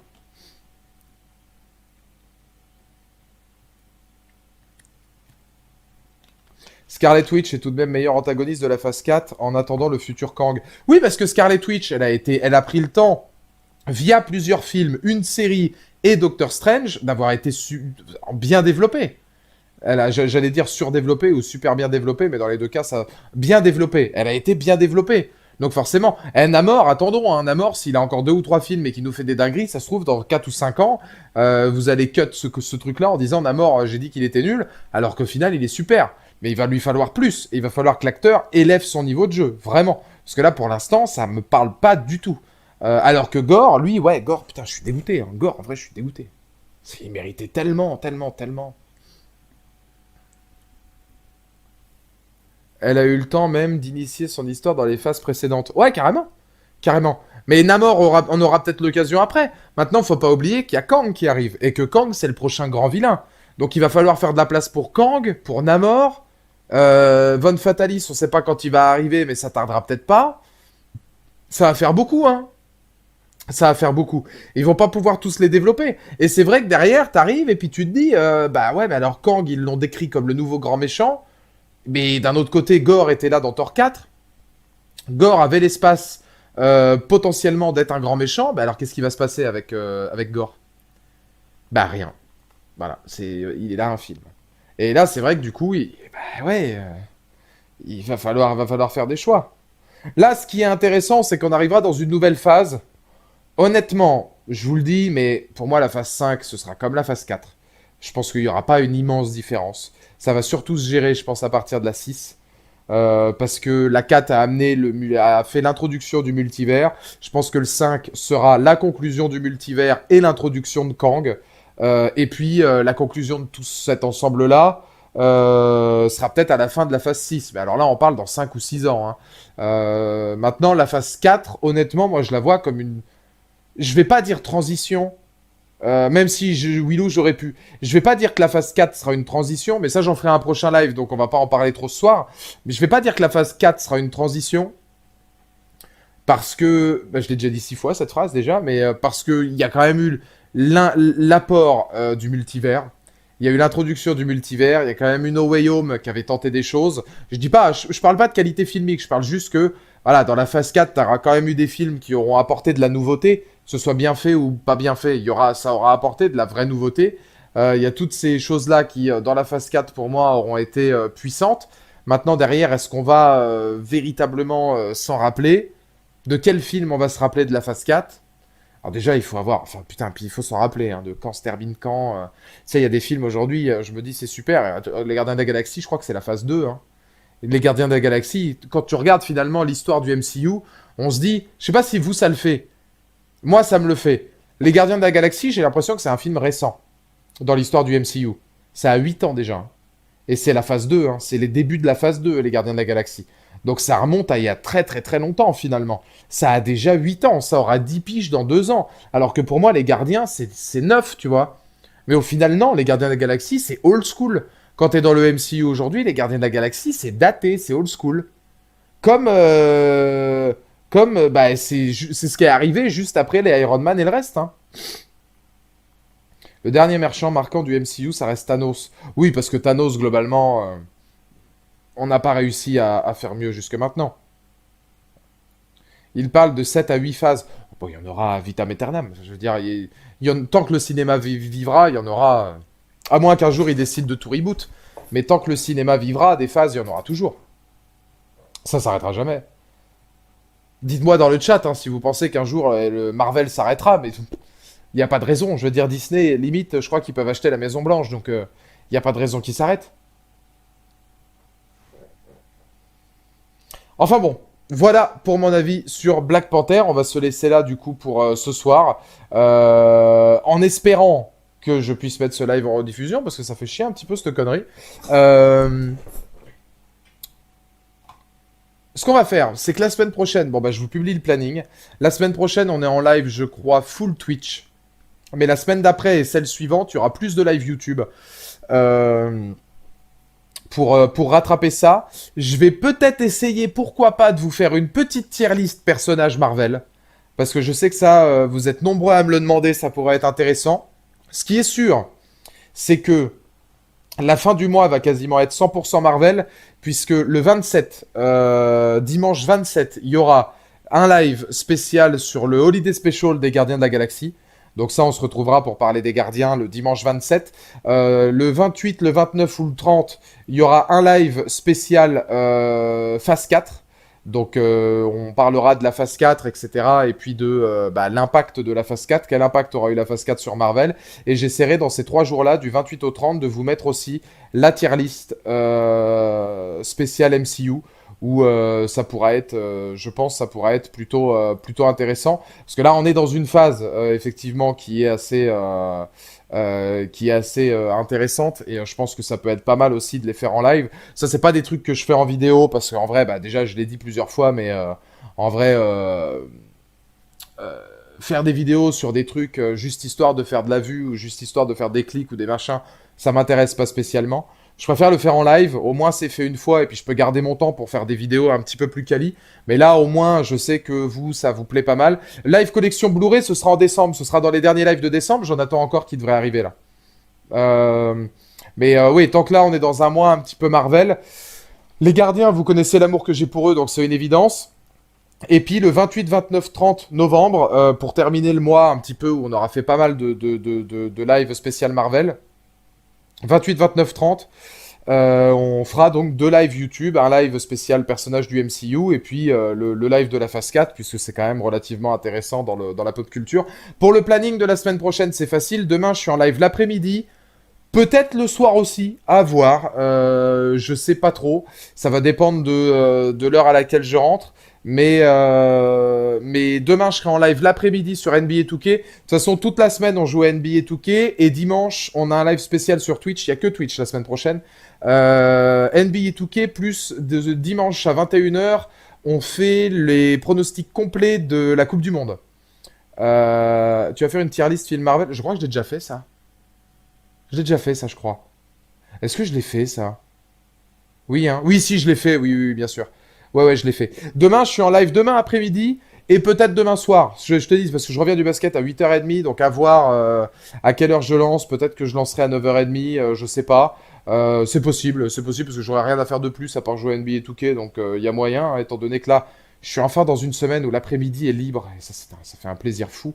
Mais ouais, la semaine pro, elle est faite, et puis la semaine du 21 au 27, alors pour le coup, bah, je sais pas trop ce que je vais faire, mais la semaine voilà, le dimanche 27, il y aura le Holiday Special sur YouTube, le mardi et le mercredi 29 et 30 novembre. Ah oui, putain, mais il y a la Coupe du Monde aussi. Il faudra que je vois par rapport au match aussi de la Coupe du Monde. Ah oui, mais la Coupe du Monde, attends, c'est au Qatar? Oui, donc ça va être quasi dans les mêmes créneaux horaires que nous. Bon, je verrai. Je verrai. Je sais pas exactement comment je vais m'organiser, mais vous aurez ça en live quand même. Il faudra juste que je sois dispo pour regarder les matchs de l'équipe de France. Il y a les Valou, comment dire, il y a les VA Sports aussi qui vont arriver bientôt sur Twitch. Ça, faudra que je m'y mette aussi. Euh, Et puis voilà, hein. Bon, demain, dernier épisode de The Walking Dead, c'est fini. Enfin, Val, j'ai pas regardé, je me suis arrêté au 15, j'ai toujours pas vu, moi. J'ai toujours pas vu. Et puis alors, c'est vrai que je m'en fous. Enfin, j'espère que au moins pour vous, pour ceux qui continuent de regarder, bah, j'espère que ce sera intéressant. Et puis j'espère que vous serez satisfait du final. LOL. J'y crois moyennement, mais j'espère que ce sera quand même intéressant pour vous. Moi, je regarderai pas parce que depuis le 15, je regarde plus. Donc ça m'intéresse pas spécialement. Mais ouais, on y reviendra de toute façon au niveau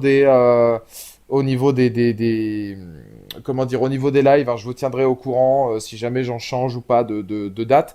Mais en tout cas, il y aura pas mal de Marvel pour terminer. Ça me laissera le temps d'en faire des lives pour au moins en parler, parce que je vous ai dit, là, j'ai 2 grosses vidéos qui vont arriver sur des choses dont j'ai vraiment envie de parler, mais voilà, qui sont des vidéos, bah, comme je fais sur ma chaîne maintenant, hein, c'est-à-dire, on n'est plus sur de la recherche du dollar ou de la recherche de vues. Il y aura normalement un prochain interlude sur le film Collision, qui sortira en fin novembre. Un de mes films, un de mes films de mon top 10. Avec, si je dois vous donner juste une envie de regarder Collision, je peux vous donner le casting. Il y a Matt Dillon, il y a Brendan Fraser, il y a Tandy Newton, il y a Terrence Howard, il y a Michael Peña, il y a Ludacris, il y a Sandra Bullock, il y a William Fichtner, il y a Daniel Day-Kim, il y a tout le monde. Il y a tout le monde. Il y a littéralement tout Hollywood. Il y a littéralement tout Hollywood dans ce film-là. Le film qui a été oscarisé d'ailleurs. Alors ça c'est pareil, hein, ça va faire 500 vues, mais ça fait partie des vidéos indispensables. Comment dire ça fait partie des vidéos indispensables que je suis obligé de faire. Donc il y aura une vidéo sur Collision qui sortira normalement toute fin novembre. Et puis il y aura la vidéo sur Andor que je vais quand même rattraper et que je vais débriefer sur la chaîne parce que Andor ça a l'air vraiment sympa, donc ça j'essaierai de m'en occuper. Donc vidéo sur Andor, vidéo sur Collision pour terminer le mois de novembre. Au niveau des lives, tenez-vous informés, ça peut bouger d'une semaine à une autre parce que là pour l'instant jusqu'au mois de décembre, bah, va falloir que je vois un petit peu comment ça se goupille. Les lives musicaux, je vais essayer d'en refaire, bah, pas cette semaine. Prochain live musicaux, normalement, ce sera pas cette semaine. Je sais que de la semaine du 28 au 4, comme la Callisto Protocol sort le 2, je sais que le 5, c'est là où je le commencerai, Callisto Protocol. Donc la semaine du 28 au 4, ce sera une semaine entre guillemets libre. C'est pour ça que je ferai 2 lives YouTube. Et il y aura peut-être le live musical qui sera sur cette semaine-là.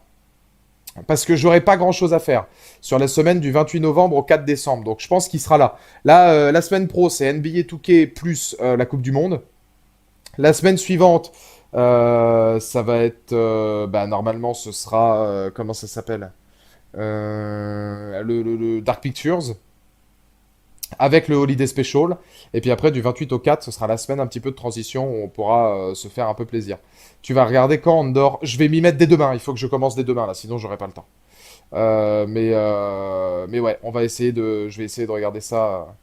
Je vais essayer de regarder ça. 100 dollars sur le Canada. Captain Crochet qui mise 100 dollars sur le Canada. Et tu sais que le Canada, ils peuvent aller loin. C'est une équipe où il faut avoir peur quand même, hein.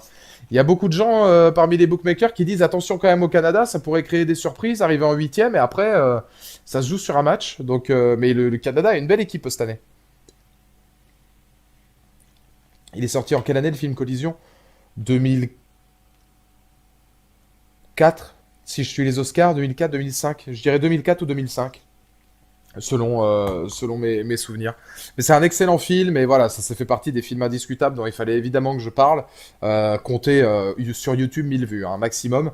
Mais bon, vous savez depuis longtemps que maintenant, bah, je parle un petit peu de moi, ce qui me fait vibrer. Donc, vous avez la vidéo sur Jurassic World Dominion, sur ma version de Jurassic World Dominion qui est sortie aussi, si jamais vous voulez aller la voir. Et puis les vidéos du mois de décembre, pour l'instant, je sais que je reviendrai pour la critique d'Avatar. J'avais dit que j'arrêtais les critiques. Mais exceptionnellement, je reviendrai pour Avatar 2. Il y aura une critique de Avatar 2, et pour le reste, j'ai rien. Là, pour l'instant, pour le mois de décembre, effectivement, j'ai rien. Faudrait que je vois un petit peu... faudra un petit peu que je vois ce que je peux gérer. En tout cas, je vous souhaite une excellente soirée. Merci à tous d'avoir été là pour ce live Black Panther. On se retrouve, pour ceux qui veulent, effectivement, dès demain aux alentours de 13 h pour du NBA 2K. On continue les aventures de John Célestin. On vibre jusqu'au All-Star Game. Et puis on se retrouvera par la suite pour d'autres plaisirs. Je vous fais un bisou et je vous dis à la prochaine pour de nouvelles aventures. Ciao et vive Chadwick Boseman dans nos cœurs.